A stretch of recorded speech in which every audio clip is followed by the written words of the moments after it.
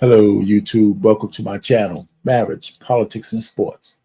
Today, I give you another episode of Dinner with My Loved Ones. And so Sunday, I usually try to put something together for my wife and my daughters. And, even though they're grown, we have a sit-down dinner. At least we try to do it a couple of times a month. And so I'm on a roll. I had one last week. I'm gonna have another. I had another one this week. I just come up with these ideas that I like to do. Now it's kind of funny. This one here is kind of a throwback because I got some flack one day when I told people when I was in college I used to cook chicken gizzards. I couldn't afford anything else, but I used to make a roux and have them sautéed in onions and a roux, and then I would get some white rice, of course, and flavor it up with a little butter and this and that. And then I would have chicken gizzards and rice, you know. And yeah, of course, the way I used to cook it, I never really got any complaints because back in the old college days, especially in the 70s, we were rubbing pennies together. And it's kind of true. The reason why this is important, even today in high inflation, I cooked this meal and we had plenty left over for less than $60. For less than $60 for a family of four, with a couple of days of reserves left over and the juices that we could make into pressure cooked stew later on. So I'm just trying to tell you, there's some things still, if you do enough looking, you can get a cheap meal or inexpensive meal because I kind of like chicken gizzards. And look it up yourself on how much protein value and how much nutritional value gizzards have from a chicken. A lot of people think there's some bad parts, but these are the muscles that they use to help digest the food that they eat. And so I just want to let you know that. So this is not like the butt or something like that of a chicken. This is really one of those kind of muscles. And you got to do some stuff to tenderize them and all that kind of stuff. But before I go through the steps that I took, like, share, and subscribe to my channel. Hit that notification bell because I'm going to go live every so often, especially on Wednesday at 7 on my sports show. I would like more participation in that. And on Monday, I'm usually on Black Man Unfiltered Network. This Monday is going to be a doozy at 7 o'clock. We're going to talk about who's more destructive to the Black community, liberals or conservatives. And I got a whole slew of things I want to talk about then, but that's on the Black Man Unfiltered Network. I will simulcast it here on my channel, but I just want to let you know. So that's a little advertisement. So back to what we're talking about today is dinner. Now, my plating skills is still suspect, but I think this one is one of the better platings that I've done in recent times. So you can go back through my channel and you'll see my other dinner with my loved ones, and I go through that a lot. So I'm gonna go ahead and switch off of this and go through the steps that I took. I always do prep and all that kind of stuff. So it's not that many slides. This shouldn't be such a long video. However, uh, it's kind of funny. My father was a cook as a profession. Went to the head dietitian in New York City Hospital. My brother cooks. I got two brothers. They both cook. My other brother, my younger one, his plating skills are unmatched. This guy is a chef because he's my stepmother. She was an excellent cook. My father was a cook. And it's all four of us. My sister's a cook. And I think she might even be starting her own catering business. So we all said, I don't know if cooking is in the genes or not, but all of us, my three brothers and my sister, we all like to throw down in the kitchen. We just do, it's funny. And so anyway, it's just something that we share and we talk about it a lot. So that's a good thing. So without further ado, let me stop sharing this. I'm going to go to my steps to make this particular meal. Nothing intricate. Of course, it's only still shots, and I'll just narrate them. I just want to let you know, so I'm not doing any kind of action stuff and and all that kind of stuff. Stay tuned. There you go. All right. So you see what I got going on here? All right. I just want to let you know. So we're going to step through this. So this is the prep. You know, I just try to prep. This is my cutting board. I bought that. I like to do everything on this. I sit down at the table. I set this thing up. And so these are just some of the ingredients I'm going to use. I don't have everything out here, but, you know, I just want to let you know. So let's go. So here's the chicken gizzards. I prepared these because what they needed to do is when I got them, I cleaned them. And then I also, I might not show it here, but I also put some flour and kind of mix them up with my hands and then rinse them all out because it gets like the gaminess and anything else on these things kind of cleans them out. And of course, I always wash out the sink and everything else very meticulously after I use this. And you should too. All right, so then I took these gizzards and I put them in a herb and garlic marinade.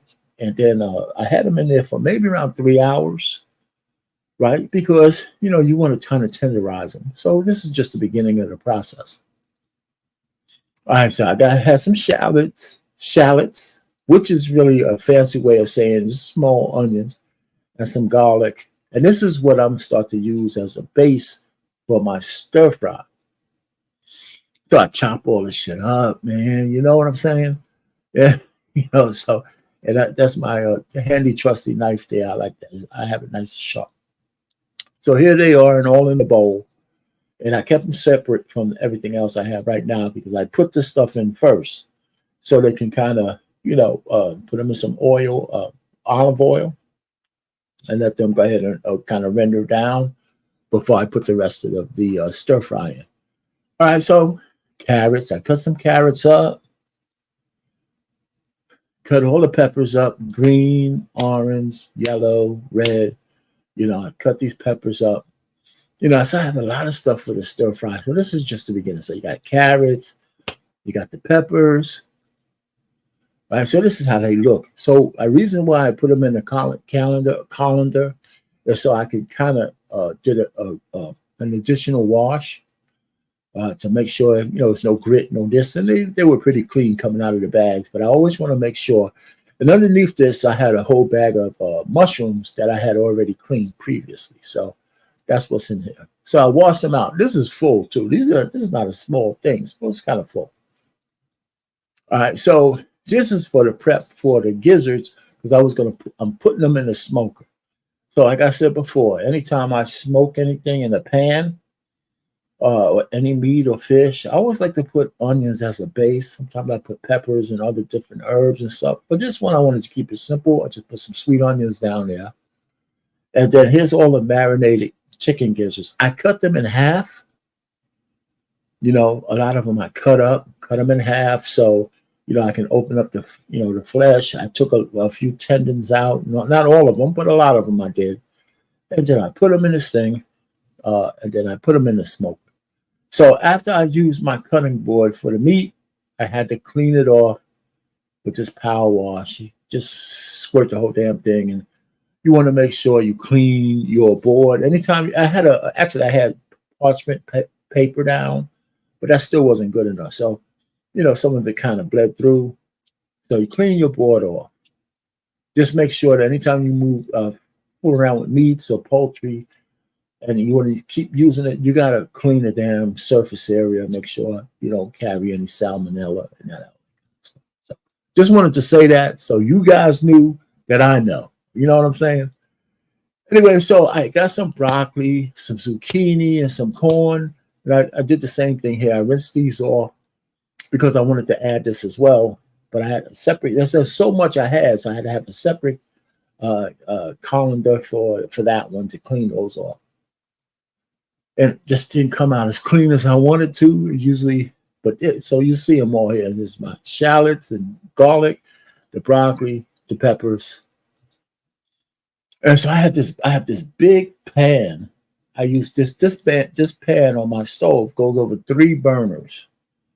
Right. So I started my stir fry in this pan. So put some olive oil down and just put these in there and started to let them go ahead and cook down. So I had like three, and I didn't put it on real high heat, just heat enough to heat this pan up. Like I said, it's three burners, two on the right and one in the middle. So they were all on. I had them, just this pan got nice and hot, but I didn't overheat it.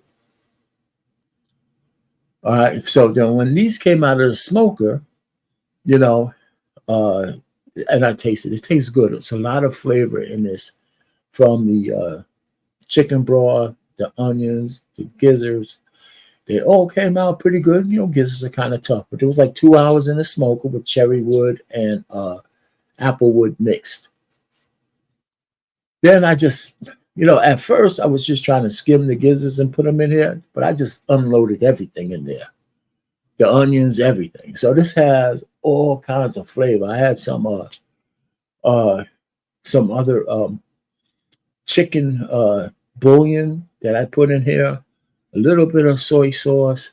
Now I didn't add any additional salt because all the ingredients, some of them had enough salt in there, and I just let this simmer for an hour or so until the vegetables were kind of al dente, a little bit, a lot of some softer than that, but broccoli takes a little time to soften up, and some other things do. So it took my time. I didn't have this on high heat because I didn't need to. I wasn't in no hurry.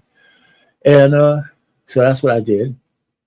Of course, I didn't show pictures here, but I made some rice pilaf. And the rice pilaf was sitting on the side. It was already cooked, but I kept it on the stove, and it was always warm because I had the lid on it. And so I just kind of warmed it up before we had dinner. And so this is the rice pilaf, but you'll see on my plate.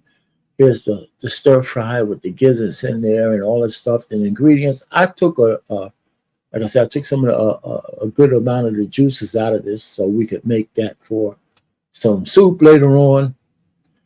And so you see, this is a very simple dish, right? Just rice, a couple of bowls on the side, and all these vegetables, all those colors. My wife wanted to say those are nice fall colors. So I'm gonna tell her I said it, and it was very, very flavorful and tasty.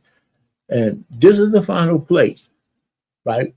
What I did was I put the stir fry underneath it and just put a nice little chunk of rice right in the middle and in these bowls. And it was just chow down. Everything was good. And it's just not a big portion.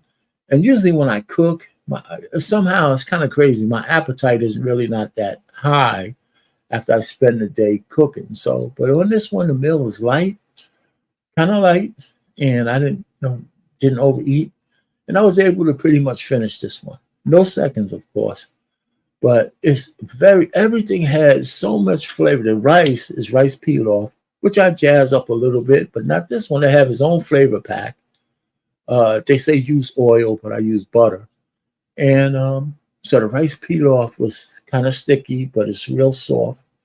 And I put it on the bed of the stir fry, and the flavors just kind of pop.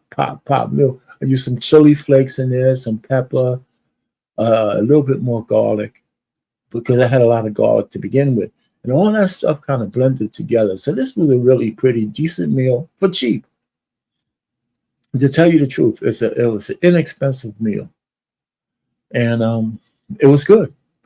And I say it was good, but my wife loved it, my daughters loved it, everybody loved it. So it was pretty good. So I don't know what I'm gonna do next. It takes me maybe I think about what my next meal is going to be, and I try to challenge myself to do something I didn't do before. And so we'll see. Who knows what I'm gonna come up with next? But so far it's so funny. So far I'm batting 1,000. They like what I'm putting down, and so do I. So this is a good one. So if you're hungry, this is like Payne's Kitchen, or Payne's Kitchen, but so everybody, so it's one of those kind of things. It's funny because my genesis with cooking was when I was in college. I always was able to scraped a couple of pennies together to put out a meal, whatever that might be. And I hate to say it, but it was a good way to score with the honeys. So we all have our, if you don't have a good gift of gab, this is for you fellas out there. Just learn how to cook. Anyway, so marriage, politics, and sports. Happy Sunday. Over and out.